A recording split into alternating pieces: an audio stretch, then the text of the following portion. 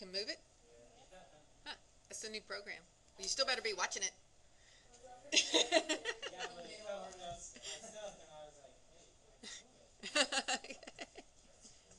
Okay, so I'm going to talk about Unit 12, which, if you got your books, and there's a key to this, and I'm going to go through some of the homework trouble too, so, or problems, not trouble. It's a joy to do homework. So if you miss this, I do record it for the sake of Diego, but, you know, if y'all can go back and listen to it too if you need help with the homework when you get up to it. I know you're not there yet, but we have to keep marching on because of the semester is only 15 weeks long. So right now we're doing Unit 12. Everyone should have done the exam by now. It covered Units 1 through 10. Our next exam will be after we're done with concrete in about a month, probably mid-November. And then we'll have a third exam over wood after, that'll be shortly after that because wood's not that long. And then we'll be done. Woo! So anyway, back to Unit 12. Just going to go over the highlights. It talks about precast concrete sections. And keep in mind when you're doing this, we're talking about structural. So when you draw the sections, you're only concerned with the structural aspects of the building, not anything architectural. An architectural section, of course, would show a lot more details as far as finishes and stuff like that. So sections are drawings, as it says, that show the materials used in a job and how they fit together. That's the purpose of the structural section. A typical section symbol is like this, and you should show it similar to this on your drawings. It's a circle. And usually the direction that you're cutting the section is done by this arrow. Then, you know, the name of the section would be A or 1, however you designate it. Then it's going to be on sheet number 7, and it's going to be detail number 3. That's how you would, because usually you're cutting through the floor plan or the plan picture. So then you need to go look at detail number 3 on sheet 7 to see the section that this incorporates. Does everybody understand the term of sections, how it cuts through a building? Y'all should understand that by now. Okay. If you don't, be sure and let me know. The most common types of sections are full sections, which cut through the whole building. Partial sections, which are just a partial section as it implies. Usually they're a larger scale because that might be a wall section. You want to show some more detail. And then an offset section. So I've shown here, you know, just basic geometry. You got a rectangular building, a full section. This would be the longitudinal, going the long way. That's the longitudinal section. That's the cross full section because it's going the short way. Then you got an offset section because you may want to start here, but then you want to show something over here, so you offset your section line. And then a partial section, I didn't show it, but it would just maybe be the wall, you know, a detail, a section cut through the wall. I'll show it real quick. Something like, oops.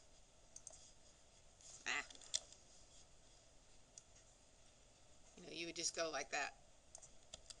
So that's just the nomenclature. So one of the primary reasons for a section is to show the reader of the plans the materials used. Therefore, the drafter should use appropriate hatches to indicate the materials. However, the hatches should be light in tone. So when you draw your hatch, like a concrete hatch, you want to make sure that's, you know, a very light setting, gray tone, thin lines, because if it's not, it'll overpower the drawing. That's not the primary. You want to be able to see that it's concrete, but you don't want that to be so busy that the eye is drawn to it. So you want to set your plotter settings, your printer settings, so that that's appropriate when you start drawing your sections. Excuse me. On page 170 of the text, you can see, if you don't already know, the typical section symbols for materials. I do want you to show the materials. Someplace in this chapter it says Not all the times do you show them, because if it's all one material, you don't need to show it, but I want you to show it. So I want you to hatch your concrete, which is what we'll be doing in this section. There's also, let's see, and try to find a hatch pattern in your AutoCAD similar to whatever you're using. This shows I've never seen this hatch pattern for block. If you're looking on page 170, the typical hatch pattern I see for block is usually something more like the common brick or the face brick, just a diagonal. So that would be fine for me if you're, because I don't even know if that hatch exists in AutoCAD. So now, if you look at the book for your homework, I don't think I've put it on Canvas yet, but I will right after I finish this. Turn to page 175, and you're going to do activities number 1 and number 6. So number 1 says, using the roof framing plan in figure 1211 as the raw data, construct a full longitudinal section. The section should be drawn, of course it'll be on our paper, 11 by 17, at a scale no smaller than 3/4 inch equals 1 foot 0 inch. So that's the smallest scale you can draw it at. So if you look at the next page, figure 1211, let me go up here. You can see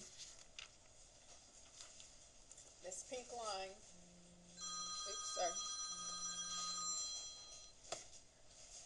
You can see this pink line that's going to be your longitudinal section. Okay? So just so that we're all on the same page, I've sketched it out similar to what it should look like. Now this is not to scale or anything like that. You have to figure out that for yourself. But you're going to have, if you look at the information at the bottom of that picture on page 176, it says columns are resting on a concrete 2 foot wide by 1 foot deep. So I drew that. That will be hatched. Columns are 9 foot 6 inches high, and they're by the plan you can see they're 12 inches square. So I drew that right there.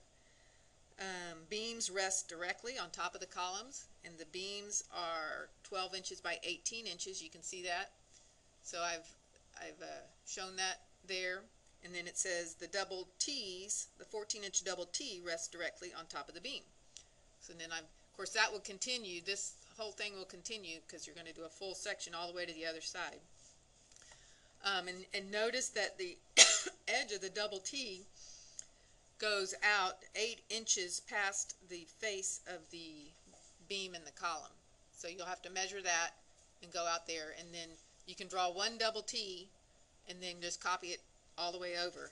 If you look, it's 32 feet wide, and there's 1, 2, 3, 4, 5, 6, 7, 8 double T's. So that means each double T is 4 feet. And I looked and I could not find anywhere, the exact dimensions of a double T. So I would just kind of guesstimate it, and I'd make the top part of it probably 4 inches, and then these things just evenly spaced. So I couldn't find that where they show you exactly. I mean, I guess you could find it online somewhere. We know it's 14 inches deep. That's the only thing we know for sure. So that's the first problem. The second problem is going to be number 6.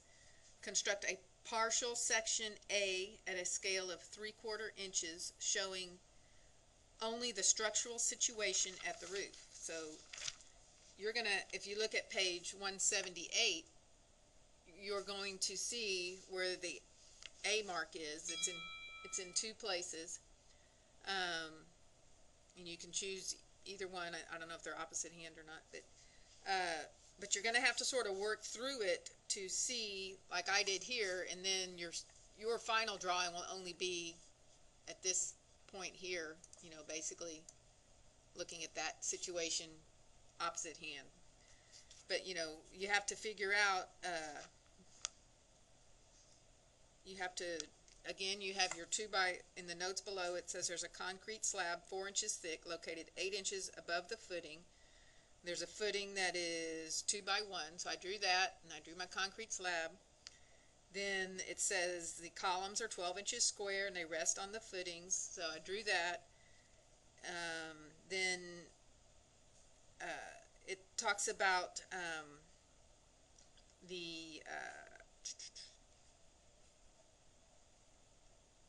where was that?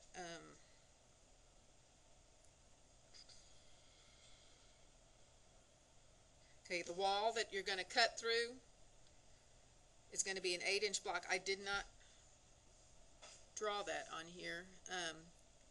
So there will also be an 8-inch block wall in this section here. So you'll see the column beyond that, and then there'll be an 8-inch block wall. So you'll have to draw that. But there's the double T, the bottom of the double T is 10 feet above the top of the concrete slab. So in order to figure that out, you know, I had to draw my concrete slab, then I measured up 10 feet, and I drew this line for the bottom of the double T. Then it talks about looking at the L and the ITB beam configuration dimensions. This is number 4. May be obtained from figure 12.2 or 12-2.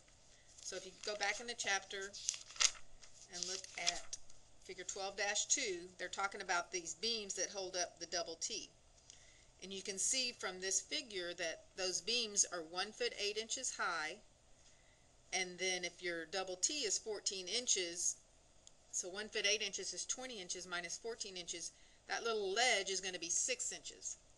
So the bottom of your double T is going to be 6 inches above the top of the column, which is also the bottom of this ITB beam, whatever they call it. Does that make sense to everybody? That's how I figured out that height. Of course, you only have to draw this, so I don't know if you really had to do all that, but I did it anyway. So and again, you draw your double T's and copy, and then you would draw you'd have your concrete block in here. You'd have the bottom of that because you're looking toward that ITB beam, and you might so that should make it a little bit clearer. And this will be online if you need it. Is there any questions on that? Chapter 12. Oh, Adolfo just leave? Oh no, there you are. Okay. Sorry.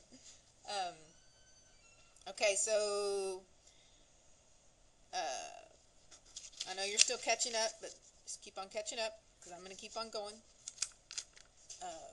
Perhaps during the week of that October thing, when we don't have class, y'all can catch up for good. Any questions before I turn it off? Nope. Okay. Continue working.